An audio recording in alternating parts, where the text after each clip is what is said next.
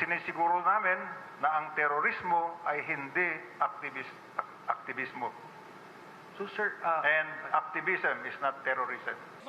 This was how National Security Advisor Hermogenes Esperon addressed the fears of critics and advocacy groups that the Anti-Terrorism Bill may be used against them.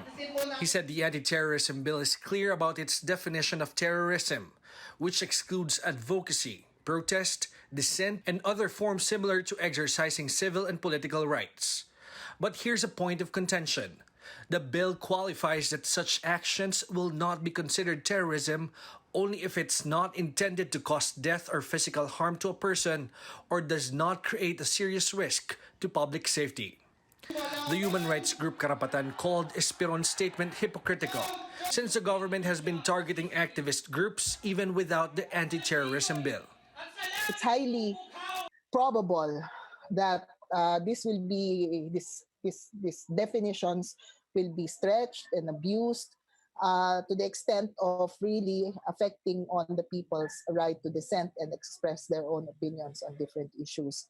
The government has asked the court to proscribe the New People's Army as a terrorist organization and openly identified some activist groups as legal fronts of the NPA. That's the dangerous part of it, because they can just accuse and then without any evidence, without bringing us to court. In fact, their accusations that we are funneling funds to the communist armed movement has been proven wrong by an independent audit.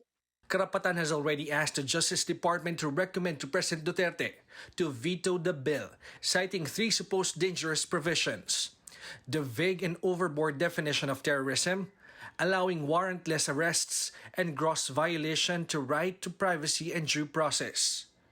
But it may be too late, as presidential spokesperson Roque told CNN Philippines that the president is inclined to sign the controversial bill.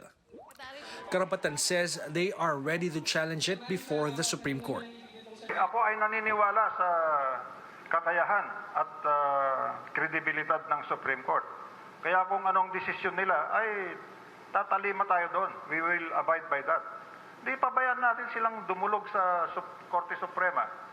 Tignan natin kung ano mangyari. Karapatan has also asked the United Nations to weigh in on the matter. George Cahiles, CNN Philippines.